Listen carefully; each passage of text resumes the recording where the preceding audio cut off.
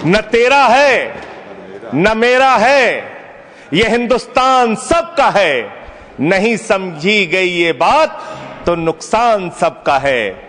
जो आकर मिल गई इसमें वो दिखलाई नहीं देती, जो नदियां मिल गई इसमें वो दिखलाई नहीं देती। महासागर बनाने में मगर एहसान सबका है। हम लोग बचपन से एक शब्द सुनते आए, सरकार माई बाप। सरकार माई बाप यानी कि जो सरकार होती है वो लोगों की माई बाप होती है, मां की तरह ख्याल रखती है, पिता की तरह ख्याल रखती है।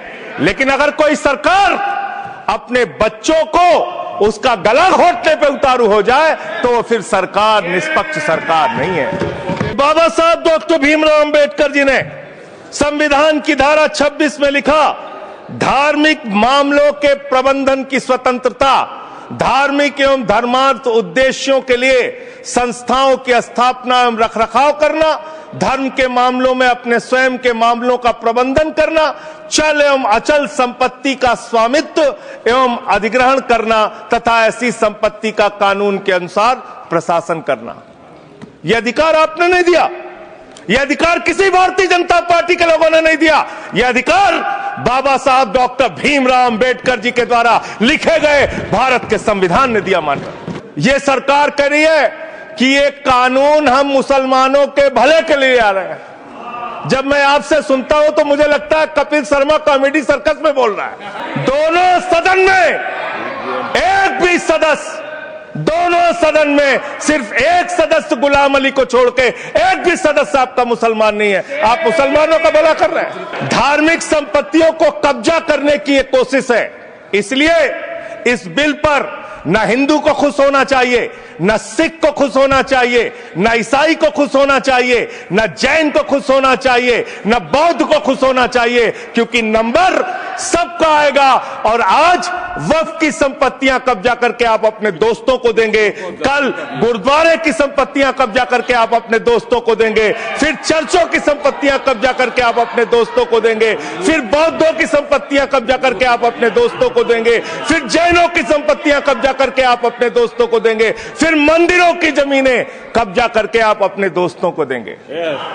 आप तो वो लोग हैं जिन्होंने प्रभु श्री राम के मंदिर में भी घोटाला किया। मान्यवर, अरे बैठ जाओ, राम मंदिर का पैसा खाते हो, अरे राम मंदिर में घोटाला करते हो बैठो, अरे राम मंदिर का चंदा खाते हो, अरे चंदा चोरो बैठो, चंदा चोरो बैठो, चंदा चोरो बैठो, बैठो चंदा चोरो। आप देख रहे हैं देश लाइव, देश की आवाज। श्री संजय सिंह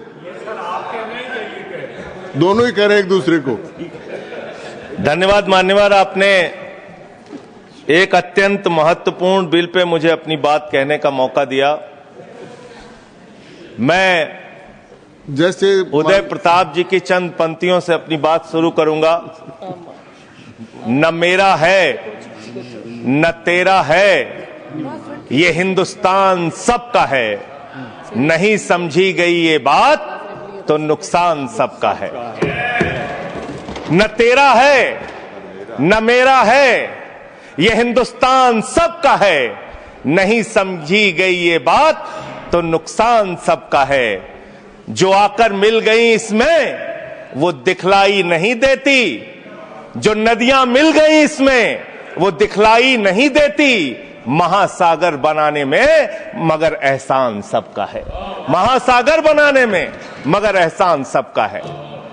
मान्यवर, हम लोग बचपन से एक शब्द सुनते आए, सरकार माई बाप।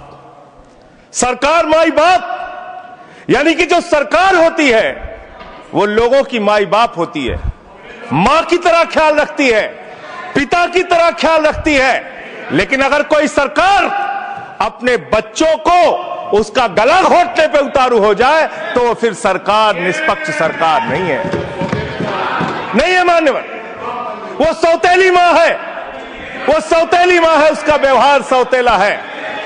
और आज आप जो काम कर रहे हैं इस बिल के माध्यम से, आप बाबा साहब डॉक्टर भीमराव अंबेडकर जी के द्वारा लिखे गए संविधान की हत्या कर रहे हैं। और ये बात मैं इसलिए कह रहा हूं कि बाबा साहब डॉक्टर भीमराव अंबेडकर जी ने संविधान की धारा 26 में लिखा, धार्मिक मामलों के प्रबंधन की स्वतंत्रता, धार्मिक एवं धर्मार्थ उद्देश्यों के लिए संस्थाओं की स्थापना एवं रखरखाव करना, धर्म के मामलों में अपने स्वयं के मामलों का प्रबंधन करना, चल एवं अचल संपत्ति का स्वामित्व एवं अधिग्रहण करना तथा ऐसी संपत्ति का कानून के अनुसार प्रशासन करना।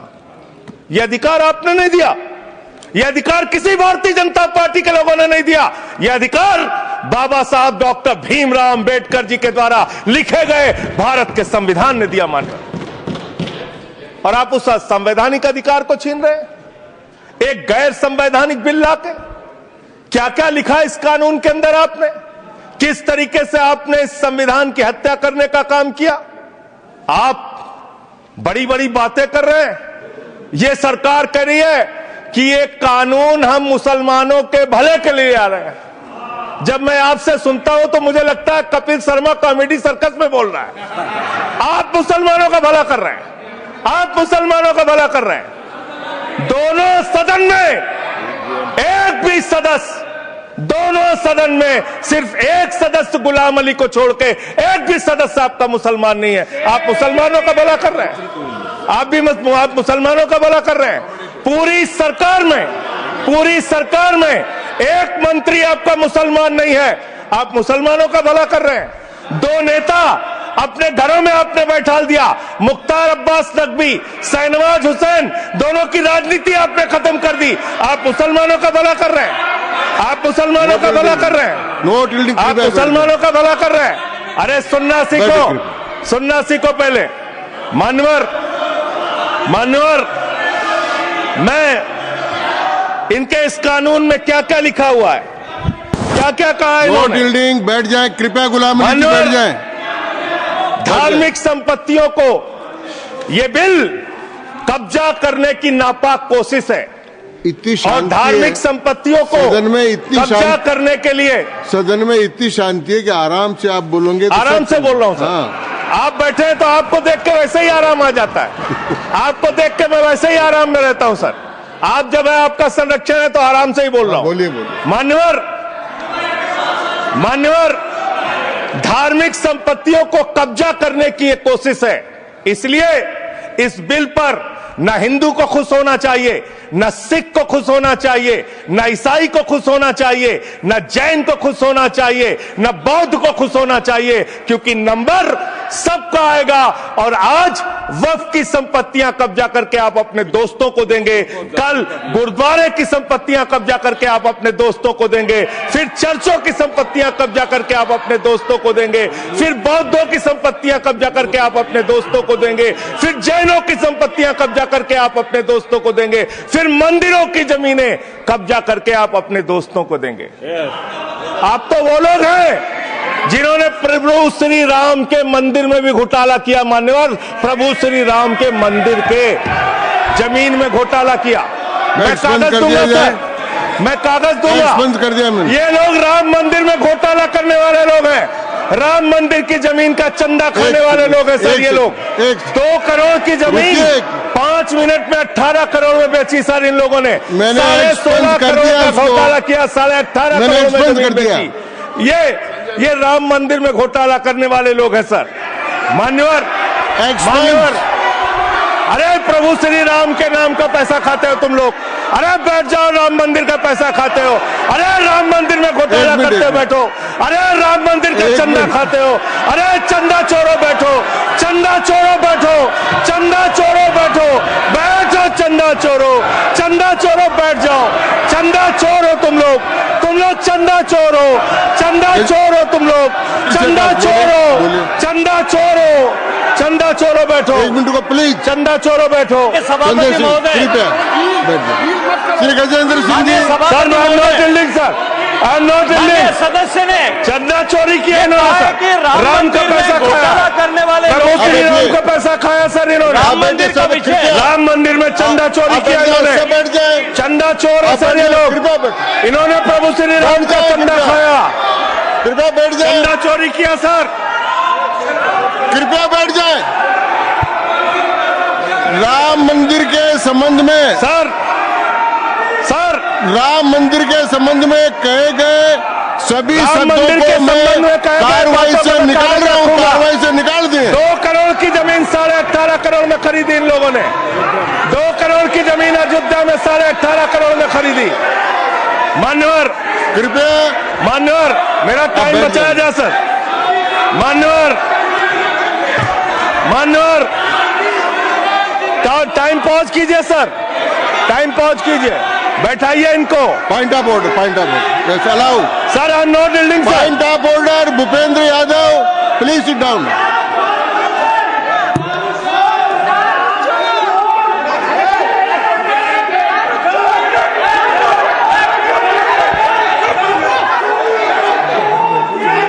भाई पॉइंट ऑफ ऑर्डर मैंने दिया, आप जाइए स्थान पर, कृपया अपने स्थान पर जाएं।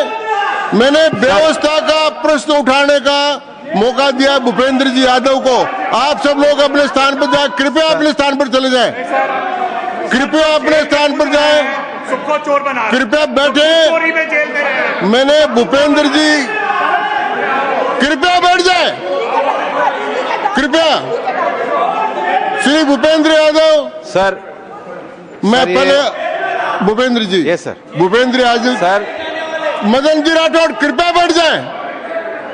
सर ये कृपया मैंने भूपेंद्र जी यादव को व्यवस्था का प्रश्न उठाने की अनुमति दी है, लेकिन मैं पहले बता दूं कि राम मंदिर के बारे में जो कुछ इनको कहा मैंने उसको एक्सपेंस कर दिया है, वो कार्रवाई का हिस्सा नहीं है। आप बोलिए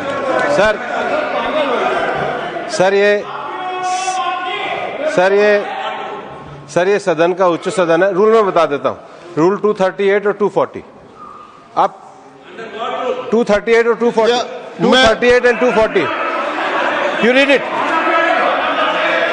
sir. There are sir 2 rules है, 238 240। मेरे को बुक की जरूरत नहीं है। हाउ टू स्पीक ये 238 है सर। 240 बड़ा इंपॉर्टेंट है जी सर। कोई भी सदस्य अगर इररिलेवेंट बोलता है, अगर तो ये चेयर की पावर है कि उस सदस्य को रोक सकते हैं। जो विषय डिबेट से जुड़ा हुआ नहीं है, जो विषय सदन से जुड़ा हुआ नहीं है, इररिलेवेंट विषय को आपको रोकने का अधिकार है। जो सदस्य संजय सिंह जी बोल रहे थे वो इररिलेवेंट है। तीसरा एक और विषय सर, 238 में बोलने के बाद जो असंसदीय शब्द है, किसी भी पार्टी के बारे में, किसी के बारे में जो असंसदीय शब्द है वो बोले गए हैं, तो उसकी भर्त्सना भी हाउस पूरी तरीके से करता है, माननीय हटाता है। माननीय Tiruchi Shiva Sir, I also stand on the. Please I am allowing mister Tiruchi Shiva. I also stand on the same rule, sir. 238 and 240. You didn't quote 238. You remember 240, but 238 you are well versed, I know, but you are not quoted. Nothing refer, only the rule number. Yes, yes. Refer to any matter of fact on which a judicial decision is pending. No. Make a personal charge against a member. No. Please. Oh. What is? Please. Kindly listen. Hello, please. I'm on a point of order. I'm on a point of order. I'm on a point of order. Point of order आपने allow किया है। What is that? Point of order आपने allow किया है। Rule 240. बैठ जाए Sir, सुन ले एक बार। sir. मैं निर्णय मुझे करना, आप तो सुन तो लें। आप बैठे। Mr. Vice Chairman, only 240.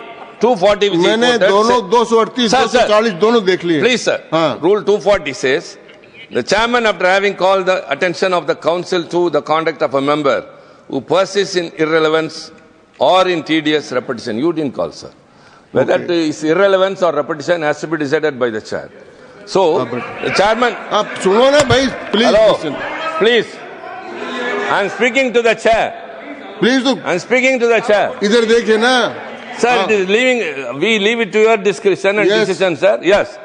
And not it is repetition or irrelevance can be decided by any other member, sir. Only you, sir. Okay, thank you. मैंने श्री भूपेंद्र जी यादव ने 240 में ये और है कि अगर कोई दूसरा सदस्य भी किसी सदस्य के इररिलेवेंट डिबेट को सपोर्ट करता है तो उसको भी डिबार करना चाहिए, आपको शिवा को भी करना चाहिए। आप एक सेकंड।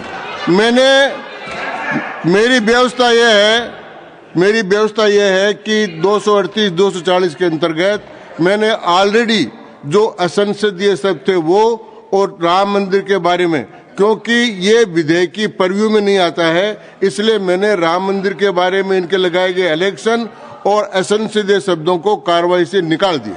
धन्यवाद।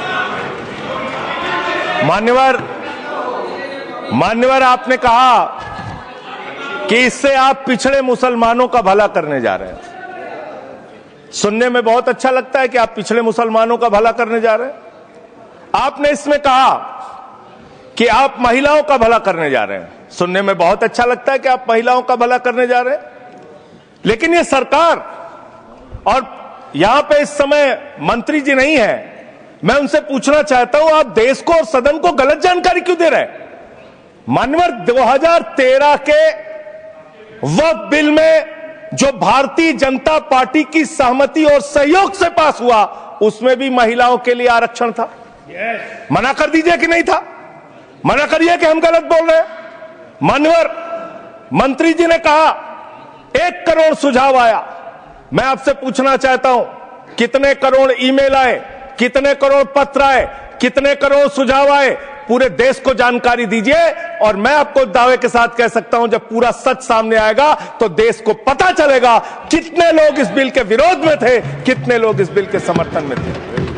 मैं जेपीसी का सदस्य था मानवर, मैं कह रहा हूं आपसे लाइए। और आप पिछड़े मुसलमानों का भला करना चाहते हैं? मैं आपसे हाथ जोड़कर निवेदन करता हूं, विनती करता हूं, और हमारे जो मित्र उधर भी हैं, अगर आप मेरी बात से सहमत हैं तो समर्थन करना। समाज में छुआछूत को, बीमारी को मिटाने के लिए चलिए उठाते हैं कदम, और अगले सत्र में एक बिल लेके आइए। जितने भी हिंदुओं की कमेटियां हैं, ट्रस्ट है, बोर्ड है, उन सारे ट्रस्ट और कमेटियों में 80% आरक्षण दलित, आदिवासी और पिछड़े हिंदुओं को दीजिए। मैं समर्थन करूंगा आपका, माला पहनाऊंगा आपको। आप पिछड़ों का भला करने की बात करते हैं, आप दलितों का भला करने की बात करते हैं। आपकी मातृ संस्था आरएसएस 100 साल तक आपने एक भी दलित, पिछड़ा और आदिवासी, एक भी महिला को आज तक आरएसएस का प्रमुख नहीं बनाया। आप दलितों और पिछड़ों और आदिवासियों की आरएसएस के बारे में भला करने की बात करते हैं। माननीय, इस बिल में क्या लिखा है? आप जो भी बातें इस विधेयक के अलावा बोलेंगे, उन सब को मैं एक्सप्लेन करूंगा। क्या सच नहीं है? क्या ये सच नहीं है? सर, मेरा टाइम रोका जाए। और सर, बिल के बारे में बात करते हैं। माननीय मंत्री जी ने कहा आज आप इस बिल को पास कर रहे हैं, आज आपका सीना चौड़ा हो रहा है, आपको लग रहा है एक धर्म के अधिकार को आप छीन रहे हैं। नहीं, कल को आप सभी धर्मों की धार्मिक संपत्तियां छीन के आप अपने दोस्तों का देने का काम करेंगे। मैं फिर इसको दोहरा रहा हूं और फिर इसको कह रहा हूं कि आप ये करेंगे, धार्मिक संपत्तियों के कब्जा करने का काम करेंगे। और किसी गलतफहमी में मत रहिए। आपको लोकसभा के चुनाव में मात्र 36% वोट मिला है। इस देश की 64% आबादी आज भी आपके खिलाफ है, आज भी आपके खिलाफ खड़ी है। किसी गलतफहमी में मत रहिए। बड़ी बड़ी सत्ता उखड़ गई और चली गई। मान्यवर, आपने इसमें लिखा बिल के अंदर कि वक्फ कमेटी के अंदर गैर मुसलमान इसका सदस्य बन सकता है। आप क्या गुरुद्वारा कमेटी के अंदर गैर सिख को मेंबर बना सकते हैं? क्या ईसाई कमेटी के अंदर गैर ईसाई को सदस्य बना सकते हैं? क्या बौद्धों की कमेटी के अंदर गैर बौद्ध को, क्या जैनों की कमेटी के अंदर गैर जैन को आप मेंबर बना सकते हैं? और इतना ही नहीं, क्या आप हिंदुओं के ट्रस्ट में, मंदिर के ट्रस्ट में आप क्या गैर हिंदू को मेंबर बना सकते हैं? नहीं बना सकते, नहीं बना सकते। आप एक झूठ फैला रहे हैं देश भर में, देश भर में झूठ फैला रहे हैं। आप कह रहे हैं ये मैं पढ़ रहा हूं राम मंदिर का, सर, राम मंदिर ट्रस्ट। झूठ शब्द असंसदीय है, जो असंसदीय शब्द है उनको निकाल दीजिए। सत्य से परे, सत्य से परे। सर, ये प्रभु श्री राम के मंदिर का ट्रस्ट, मैं इसका समर्थन करता हूं। नहीं, आप सर मैं इसका समर्थन कर रहा हूं। ये सब्जेक्ट नहीं है सर, समर्थन कर रहा हूं, सुन तो लीजिए। आप कहे नहीं सुनूंगा। डिस्ट्रिक्ट मजिस्ट्रेट प्रोसीडिंग में नहीं आएगा सर, मेरी बात तो बिल्कुल नहीं आएगा सर, मेरी बात सुन लीजिए। घनश्याम जी प्लीज, चेयरमैन साहब, district magistrate of Ayodhya will be ex officio trustee who will be a practising Hindu. If the DM is not Hindu, then additional district magistrate will be an ex officio member of the trust. हम इसका समर्थन करते हैं sir. Hindu धर्म के trust में हिंदू को member होना चाहिए, आपने लिखा, हम इसका समर्थन करते हैं। लेकिन आप दूसरे धर्मों के ऊपर कह रहे हैं। कल को आप गुरुद्वारा कमेटियों में कहेंगे सिख नहीं, दूसरे धर्म के लोग इसमें आएंगे। कल को आप जैन कमेटियों में घुसड़ेंगे, बौद्धों की कमेटियों में घुसड़ेंगे। ये बात गलत है, ये पूरी तरीके से गलत है। और आज पूरे देश को आप बताइए, मान्यवर, पूरे देश को आप बताइए, 2009 में आपने अपना घोषणा पत्र जारी किया था, मैनिफेस्टो। ये मैनिफेस्टो आपका लेके आया हूं, ये तो आपका डॉक्यूमेंट है, मेरे घर नहीं बना।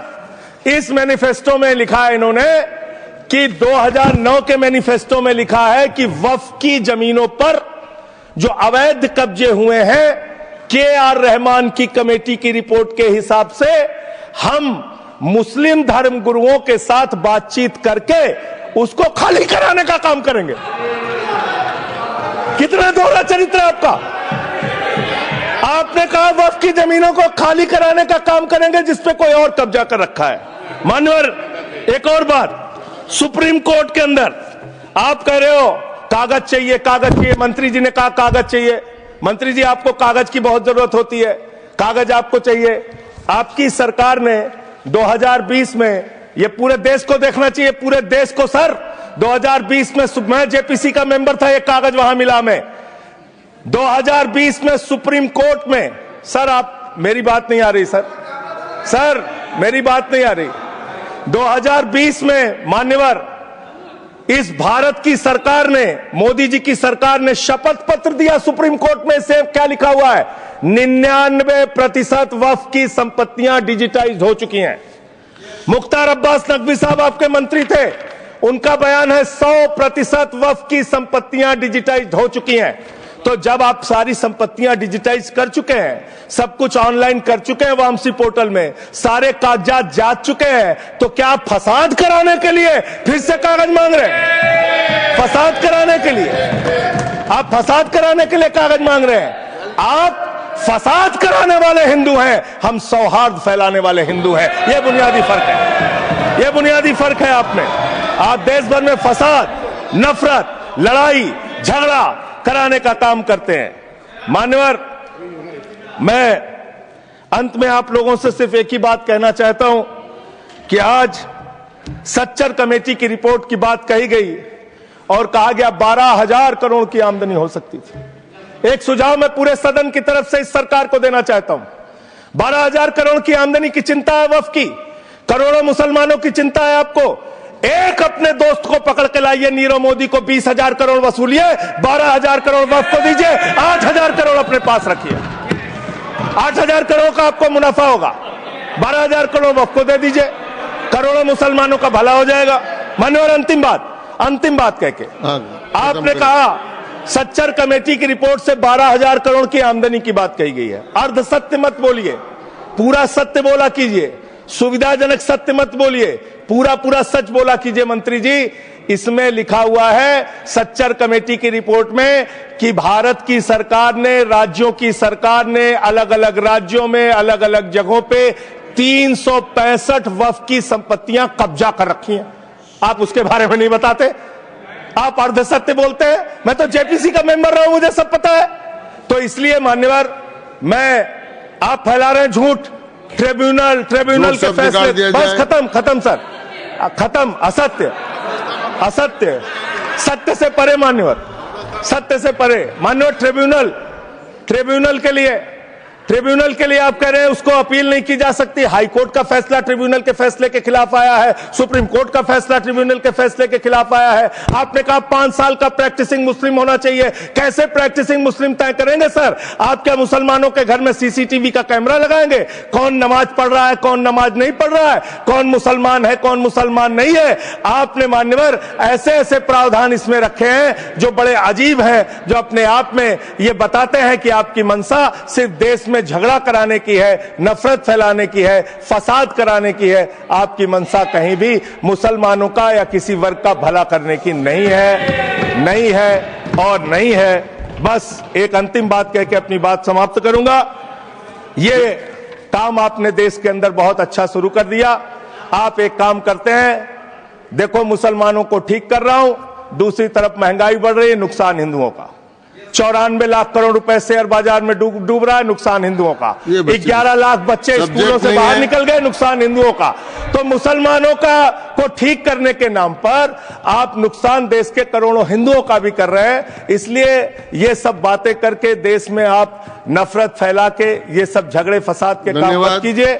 और अंत में आपसे एक ही बात कहना चाहता हूं, अभी भी वो मौका है इस बिल को जो गैर संवैधानिक है, जो बाबा साहब के संविधान के खिलाफ है, इसको वापस लीजिए। धन्यवाद श्री दूंगा ही। संजय सिंह जी को मैं जवाब देना चाहता हूं, सबका जवाब देंगे, लेकिन समस्या ये है, माननीय मंत्री जी को हस्तक्षेप करने का अधिकार है। जब मैं when I will reply to everybody please. मैं सबको जवाब दूंगा। मैं सिर्फ इतना ही कह रहा हूं कि संजय सिंह इतना तर्कहीन बात करते हैं, जवाब देने के लिए जगह भी नहीं है। वो पॉइंटलेस बात करता है, बिल से संबंधित नहीं, इधर उधर का बात करता है। पॉइंट में बात कीजिए, मैं जवाब दूंगा बाद में।